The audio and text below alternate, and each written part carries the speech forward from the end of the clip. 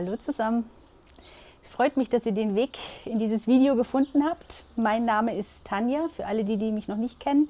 Ich bin der kreative Kopf hinter TF Art Design und möchte euch heute eine Vorlage vorstellen, die bereits letztes Jahr erschienen ist, in der es um Häkelblüten geht, die relativ simpel gehalten sind, aber sich immer wieder anders anordnen lassen und kombinieren lassen und somit immer wieder ganz neue Sachen entstehen. Ja, und wie gesagt, es geht um die Florence, um die Häkelblüten. Und nach Veröffentlichung letztes Jahr ist mir eine Idee gekommen, man könnte die auch noch anders nutzen. Und diese Idee möchte ich euch jetzt gerne heute vorstellen. Ich möchte euch in diesem Prozess mitnehmen, wie ich es gemacht habe und dergleichen. Und ich hoffe, ihr habt einfach viel Spaß bei dem Video. Also, wir sehen uns gleich. Tschüss!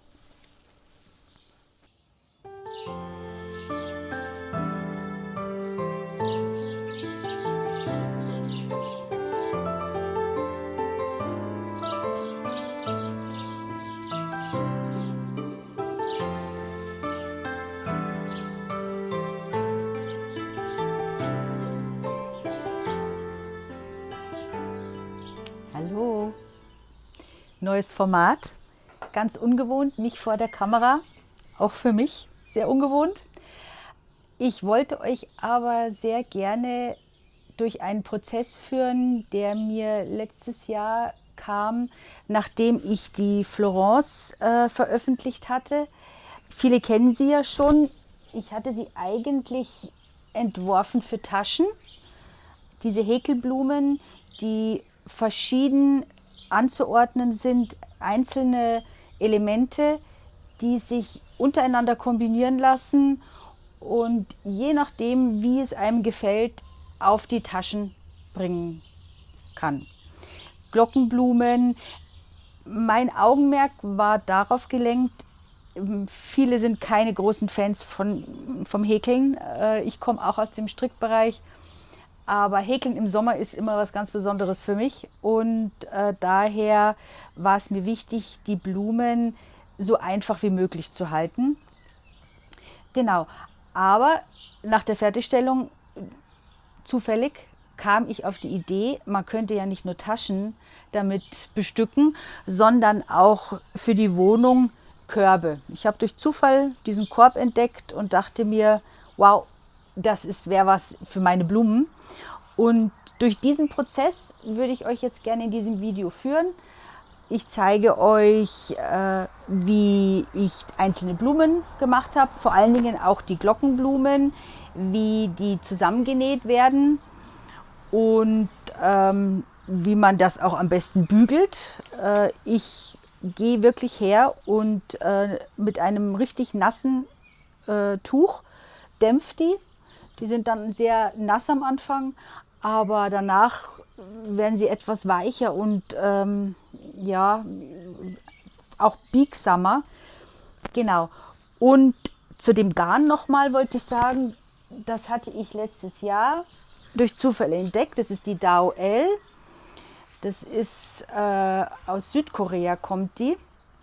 Das ist ein Papiergarn, 100% Papier, aber unglaublich toll zum Häkeln, zum Stricken auch. Da habe ich sie aber noch nicht verstrickt, sondern wie gesagt zum Häkeln für die Häkelblumen. Ich liebe sie. Sie ist robust, aber nicht so starr, nicht zu vergleichen mit Bastgarn. Und daher, ja, wie gesagt, die Möglichkeiten sind da wirklich unbegrenzt. Genau, und wie gesagt, dieses Garn ist für die Blumen und vor allen Dingen, was natürlich auch toll ist, die Farben. Wunderschöne Farben, passend eben auch zu Taschen, nicht zu kräftig, aber doch mit einer gewissen Intensität. Ja, genau, so viel zu dem Garn und wie gesagt, ich werde euch jetzt dann mitnehmen. Ich werde den Korb auch wahrscheinlich innen verkleiden mit Leinen. Zeige euch das, wie ich das gemacht habe und ja, vielleicht habt ihr Lust, das nachzuarbeiten. Ich finde es eine tolle Idee. Ich werde wahrscheinlich meine ganzen Wollreste oder meine Wolle drin verstauen Und gerade so im Wohnzimmer oder im Arbeitszimmer den hinzustellen, finde ich unglaublich dekorativ. Habt viel Spaß mit dem Video. Ich hoffe, es gefällt euch. Wenn es nicht so hundertprozentig ist, seid etwas nachsichtig. Es ist das erste in dieser Form und man muss sich da wirklich erst dran gewöhnen. Es ist schwieriger als eigentlich gedacht. Aber gut, aller Anfang ist schwer, auch mit dem Häkeln. Aber auch für die Anfänger, viele fragen mich einfach, oh Mensch, ja, ich würde die machen, die sind toll, aber Häkeln und so. Sie sind wirklich, wirklich nicht schwer. Basisstiche vom Häkeln, mehr braucht es eigentlich nicht. Ein bisschen Fingerfertigkeit, aber für alle die sowieso Handarbeiten, die haben diese Fingerfertigkeit und dann traut euch auch da wirklich dran. Es ist echt nicht schwer. Genau, also nochmal, habt viel Spaß und ja, wir sehen uns nachher dann nochmal, wenn ich euch zeige, was ich jetzt innen mit dem Korb gemacht habe und bei den Häkelblüten. Also, bis dann. Tschüss.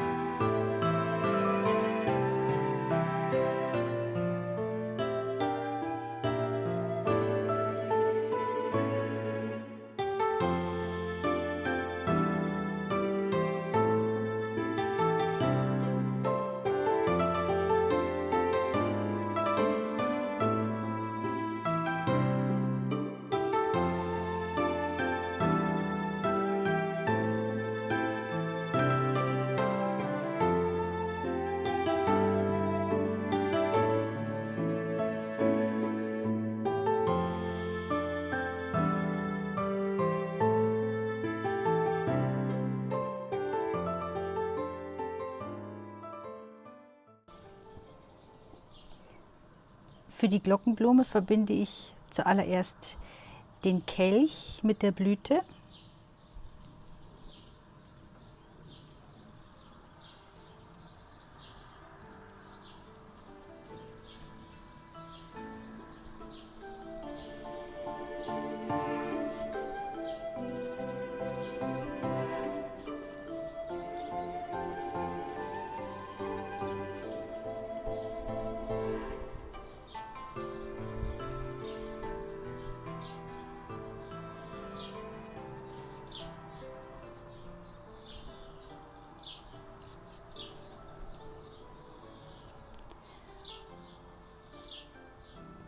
Und dann kommt der Stempel, wird von unten nach oben durch den Kelch gezogen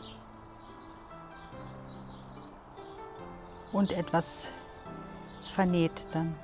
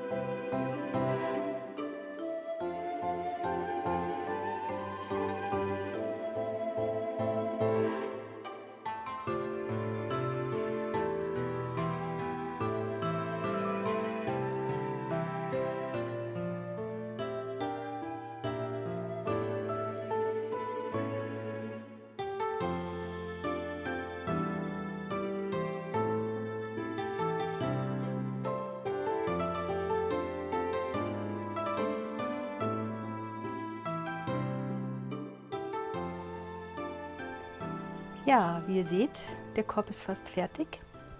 Ich habe hier 2 große Blüten drauf gemacht und hier 2 kleine.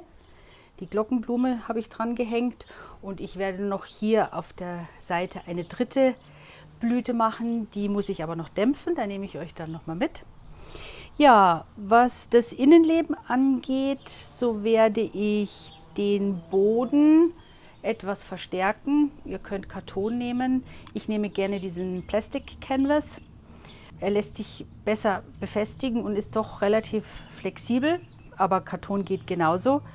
Falls es jemand interessiert, also wenn ihr den googelt, in bekannten Kaufhäusern im Internet, ist das kein Problem. Genau, das ist der Boden. Was ich noch machen werde, was aber kein Muss ist, sind so Taschenfüße. Die nehme ich jetzt ganz gerne her. Aber wie gesagt, das ist absolut kein Muss. Ja, und das ist das Inlet für den Korb. Ich habe also eine Tasche dran genäht und habe es auch etwas verstärkt, weil der Korb relativ instabil ist. Genau, und dann sehen wir uns gleich beim Bügeln und dann seht ihr auch noch den fertigen Korb. Also, bis gleich.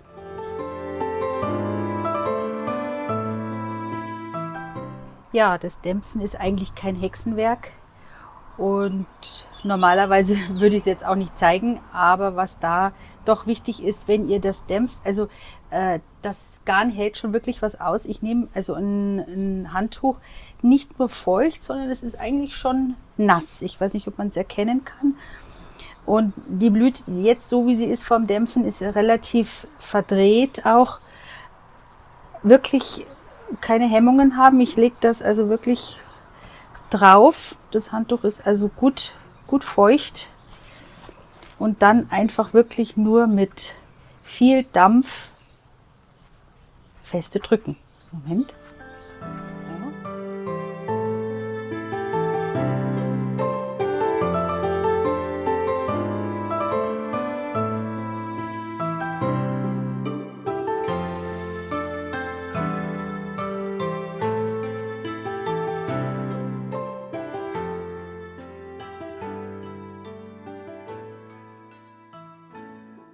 Genau. Und sie ist jetzt relativ starr noch, aber sobald sie getrocknet ist, wird sie weicher und behält dann auch so ihre Form. Das war es eigentlich schon. Also bis gleich.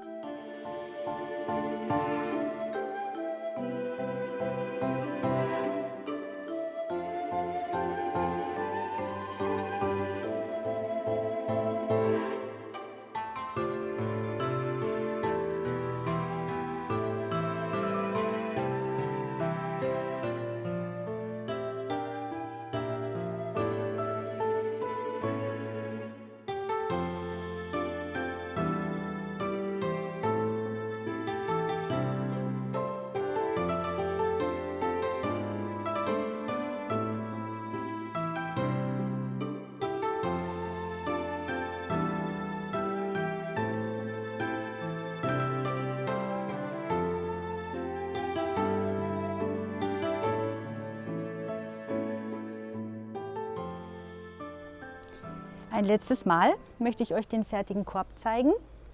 Futter ist drin, Blüte ist dran. Ich habe ihn auch schon kräftig im Einsatz. Bin eigentlich sehr zufrieden. Er ist recht stabil, gefällt mir ganz gut. Genau. Ja, und was natürlich nach dem Korb ist vor dem Korb, was mir noch eingefallen ist, ist sozusagen der kleine Bruder. Der ist noch nicht fertig, habe nur jetzt mal angefangen. Dass ihr mal seht, dass man das auch etwas verspielter vielleicht machen kann. Hier habe ich nochmal die Glockenblume dran. Er ist noch nicht fertig. Also alle die mir auf Instagram schon folgen, die sehen dann den Fortschritt und wie er dann fertig wird. Ich weiß noch nicht, ob ich ihn letztendlich so lassen werde. Aber naja, nun gut, wir werden sehen. Vielen Dank fürs Zuschauen. Ich hoffe, es hat euch gefallen. Lasst mir ein Like da und ein Abo, würde ich mich freuen. Es wird noch mehr Videos in dieser Art geben, nicht regelmäßig, aber es wird es geben. Und ja, wünsche ich euch noch viel Spaß, vielleicht beim Nacharbeiten. Ich hoffe, ihr konntet euch ein paar Anregungen mitnehmen und wir sehen uns beim nächsten Mal. Tschüss!